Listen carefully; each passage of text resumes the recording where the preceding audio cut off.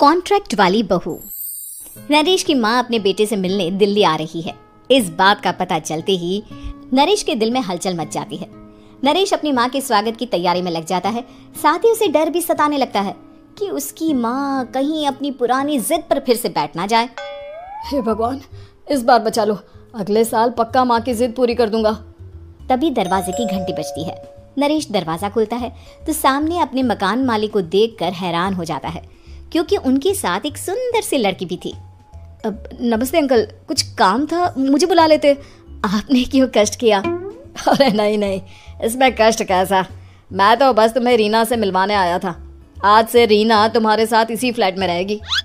Uncle, कोई लड़का flatmate नहीं है? एक अनजान लड़की के साथ रहना मेरे लिए थोड़ा अजीब होगा। देखो नरेश, मैं तुम्हें पहले भी बता चुका हूँ कि इस फ्लैट में तुम्हें किसी ना किसी के साथ एडजस्ट करना ही होगा, या फिर तुम अकेले पूरे फ्लैट का किराया दे दो, मैं किसी को नहीं रखूंगा। नरेश अपने मकान मालिक की बात सुन के रीना के साथ रहने के लिए तैयार हो जाता है, पर अंदर ही अंदर उसे ये बात खाने लगती है कि वो अपनी माँ को क्या जवाब देगा जब उसकी माँ रीना के बारे में उसे पूछेगी। दिन बीतने लगते हैं। नरेश और रीना अच्छे दोस्त भी बन जाते हैं, पर अभी भी नरेश अपनी प्रॉब्लम का सलूशन नहीं ढूंढ पाता। एक दिन नरेश बहुत परेशान सा बैठा होता है। तभी रीना उसे पूछती है, क्या हुआ नरेश, तुम काफी परेशान लग रहे हो, सब ठीक तो है ना? हाँ, सब ठीक है, बस एक छोटी सी प्रॉब्लम है। वो एक्चुअली 2 दिन बाद मेरी माँ मुझसे मिलने आ रही है। अरे, तो इसमें प्रॉब्लम क्या है? ये तो खुशी की बात है। हाँ रीना, बट मेरी माँ एक जिद लेकर बैठ गई है कि मैं शादी कर लूँ, पर मैं अभी इस चीज़ के लिए तैयार नहीं हूँ। ऊपर से जब वो तुम्हें देखेगी तो 100 सवाल करेगी, क्या जवाब दूंगा? अरे, इसमें कोई टेंशन वाली बात नहीं है। मेरे पास ना इस प्रॉब्लम का सलूशन है, जिससे ना तुम्हें शादी करनी पड़ेगी और ना ही तुम्हारी माँ मेरे बारे में कुछ पूछेंगी। रीना की बात सुनकर नरेश सोच में डूब जाता है। वो सोचता है कि रीना खुले ख्यालों वाली लड़की है, कहीं माँ को सच बता ना दे। नरेश को सोच में डूबा देखकर रीना कहती है, अरे क्या हुआ, किस सोच में पड़ गए? डोंट वरी, जैसा तुम सोच रहे हो ना वैसे कुछ भी नहीं है। मेरे पास एक प्लान है। मैं कुछ समझ नहीं पा रहा हूँ, कैसा प्लान? मैं समझाती हूँ।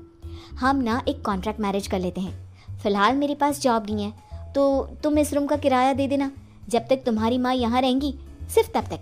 और तुम अपनी माँ से कह देना कि मैं तुम्हारी पत्नी हूँ, इससे वो मेरे यहाँ रहने पर कोई सवाल भी नहीं करेंगी। अरे बात तुम्हारी ठीक है, पर माँ से झूठ बोलना, ना पापा, मैं ये रिस्क नहीं ले सकता। कोई और आइडिया दो ना तुम। देखो, मंजूर हो तो बोलो, वरना सच बता दो, मुझे कोई प्रॉब्लम नहीं है। रीना की बात सुनकर नरेश सोच में डूब जाता है। बहुत सोचने के बाद जब उसे कोई रास्ता नहीं मिलता तो वो रीना के बताए हुए रास्ते पर चलने के लिए तैयार हो जाता है। वो रीना से बात करता है और अपनी माँ की पसंद और नापसंद के बारे में बताता है। रीना भी नरेश की सभी बातों को ध्यान से सुनती है, ताकि कहीं उससे कोई गलती ना हो जाए। आखिर वो दिन भी आ जाता है जब नरेश की माँ उससे मिलने दिल्ली आ जाती है। नरेश अपनी माँ को फ्लैट पर लेकर जाता है। जैसे ही नरेश की माँ फ्लैट के अंदर जाती है, रीना उसके पैर छू लेती है। ये देखकर नरेश की माँ थोड़ी घबरा जाती है और नरेश से पूछती है, अरे बेटा नरेश, ये कौन है? माँ, ये आपकी बहू रीना है। माफ़ी चाहता हूँ, सब कुछ इतनी जल्दी में हुआ कि आपको बता ही नहीं पाया, इसलिए सोचा कि क्यों ना आपको सरप्राइज दिया जाए। अरे बेटा, मैं तो बस तेरा घर बसा हुआ देखना चाहती थी। हाँ, बहुत अरमान थे अपनी इकलौते बेटी की शादी को लेकर, लेकिन कोई बात नहीं, शायद किस्मत को यही मंजूर होगा। ये कहते ही नरेश की माँ रीना को गले लगा लेती है।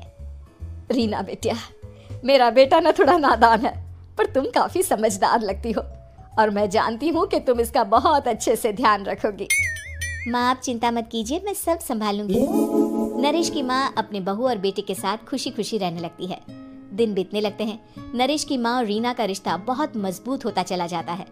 वो दोनों सारा दिन एक साथ रहती और खूब बातें करती।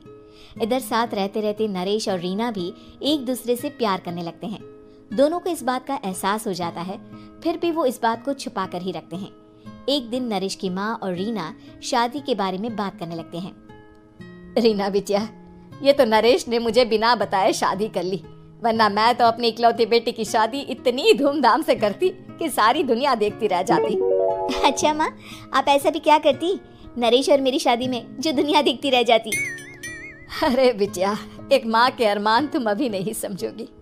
मैं तो अपनी बहू को एक रानी की तरह लेकर आती और शादी भी बिल्कुल शाही अंदाज में करती, पर मेरे तो सारे अरमान ऐसे ही रह गए। खैर, मुझे तो अपने बेटे और बहू की खुशी चाहिए बस। ये कहते हुए नरेश की माँ की आंखों में आंसू आ जाते हैं। रीना भी ये सुनकर ख्यालों में खो जाती है, क्योंकि वो भी मन ही मन खुद को नरेश की पत्नी और उसकी माँ की बहू मानने लगी थी।